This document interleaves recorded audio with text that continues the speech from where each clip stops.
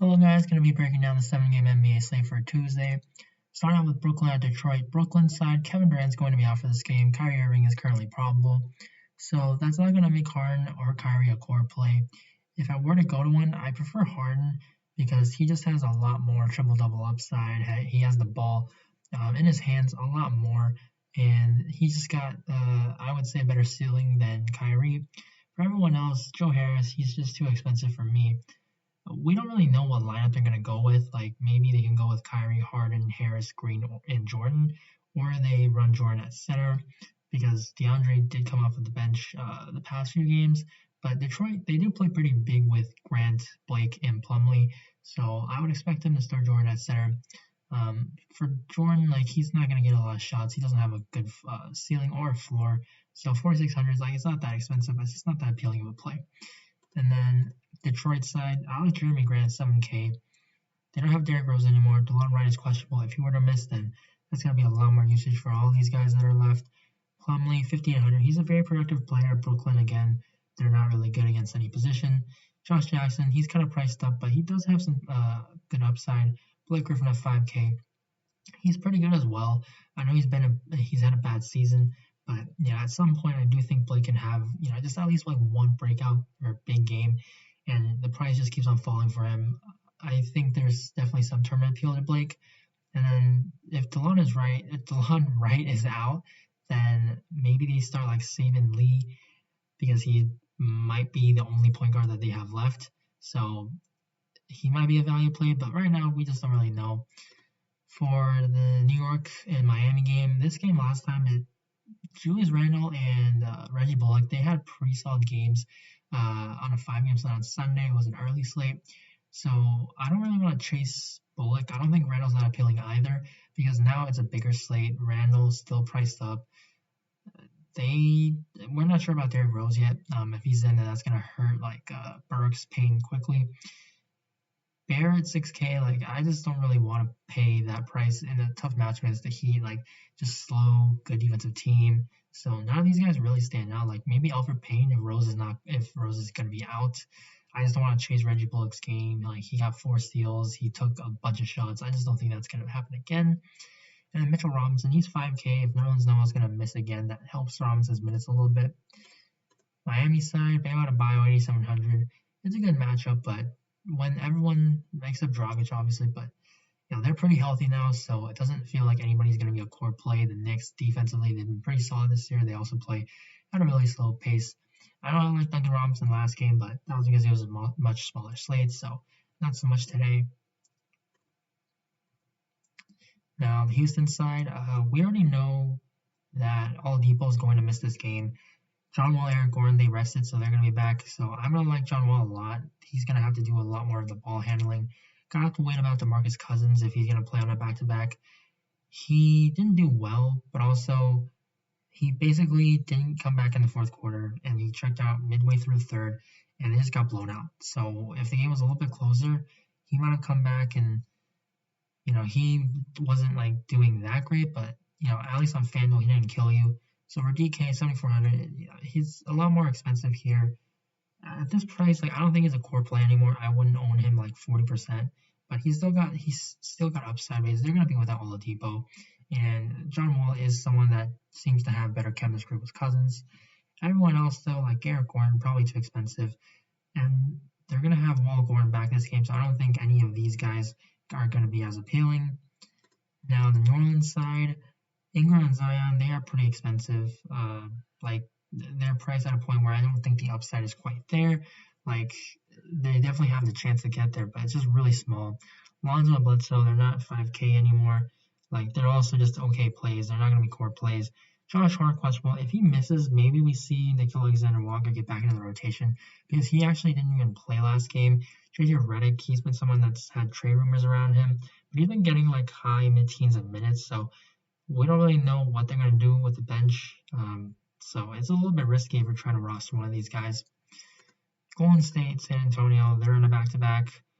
Curry, 10.4K. It's really expensive now. Like I might prefer Harden, depending on how this league goes with the late news, because for the Brooklyn game, that is an early game, so only one game locking at that time, I might want to prefer trying to wait. Everyone else, they're still pretty short-handed, but Pascal is back, not playing a lot of minutes, but that definitely hurts a little bit of all of these guys like Toscano Anderson, Draymond a little bit. So they still are pretty thin on bodies, so I wouldn't say like they're all like bad plays, but the prices have come up on a lot of these guys. Now the Spurs side, we don't know if some of these guys are going to be back. We know Derek White is unlikely to play here because of a back-to-back. He just returned from an injury. Jakob Poeltl actually closed last game, which I thought this game could go small.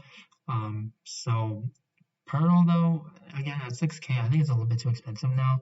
Murray, it's too bad that he had an amazing game with like 8 steals on Monday because I would have really wanted to play this guy.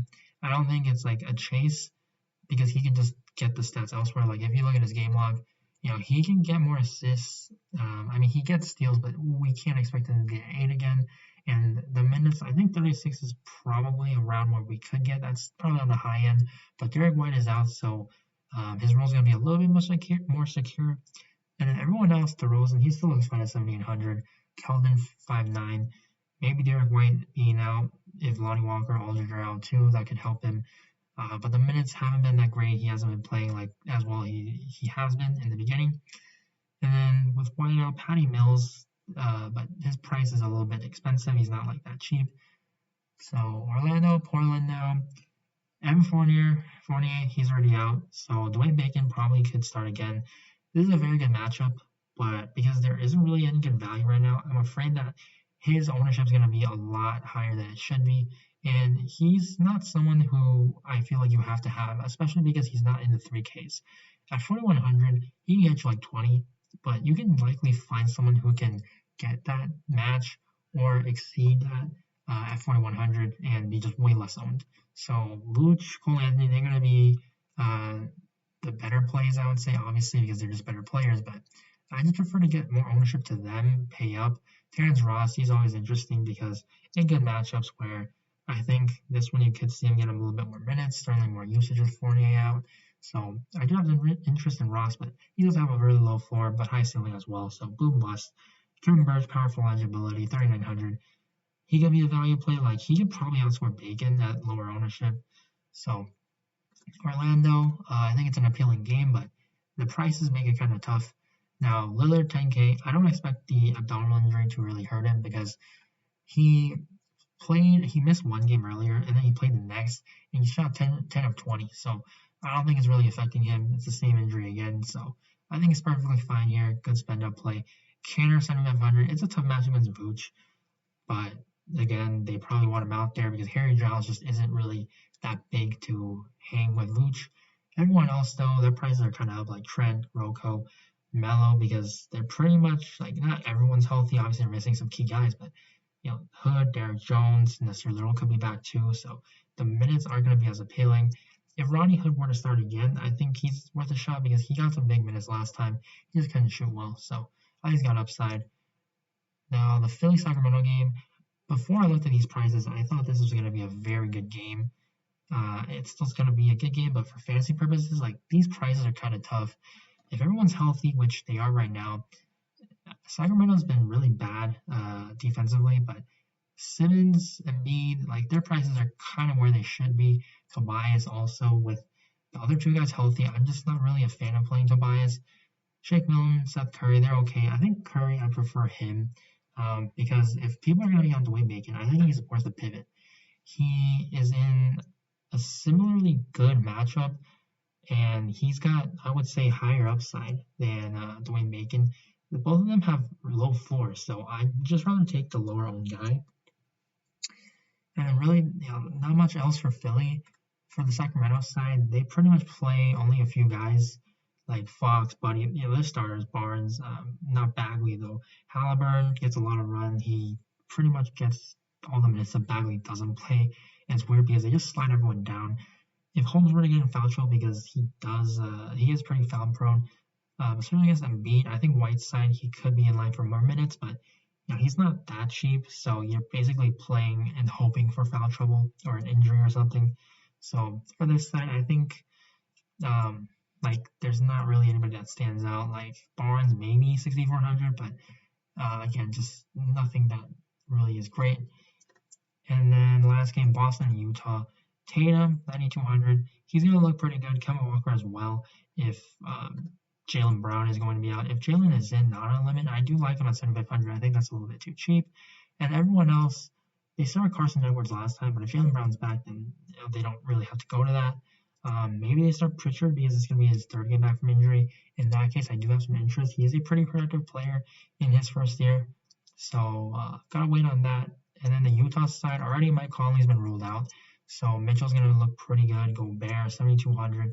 Derek Favors has been playing some solid bench minutes. So it's cutting into Gobert's minutes and obviously his production. But his price isn't really that expensive. Like, he should really be an 8K guy, but he's not because it's already factored into his price. So I think it's still worth a shot. Clarkson, 6K. He's fine, but yeah, he's been actually a little bit better, more than just scoring dependent. So I think without Conley, he can be in play. Ingles 5'8". He's not really a value play now. He's just priced up, so not going to be a core play. I think you still get to him because he does have some good upside. But he has somewhat of a low ceiling for someone who is able to contribute across the board. And everyone else, their favors maybe, but he's only center eligible, so it sucks that you gotta waste the center spot. So for the entire slate, I think John Wall looks like the best play as of now. Like, they're really like not a lot of standouts. I think you can look to Seth Curry for the value. And then Detroit, you go to Jeremy Grant, especially if DeLon Wright is going to miss this game. And then I think from this Boston-Utah game, you can definitely look to Kemba Walker. His minutes haven't been capped at 30 anymore. It seems like the limit's been increased a little bit. And then the other guy, I think you can look to, I would say Donovan Mitchell maybe, but trying to maybe give you guys like a different position to play. I would say it's probably Vooch then at 8,900, just because of the matchup. I think he's still got immense upside. Even with Canner, it's not the Bulls, but Portland's still defense is not their strong suit, and Canner should not be able to handle him. And also Fournier just being out, that injury, more usage for Vooch. So that's going to be the core 5 right now. Make sure to check on the injuries. If you guys enjoyed the video, please do a like before you go. You can find my Twitter at Ballfuls. Link will be in the description below. And good luck on the slate, and I'll see you in the next video. Bye.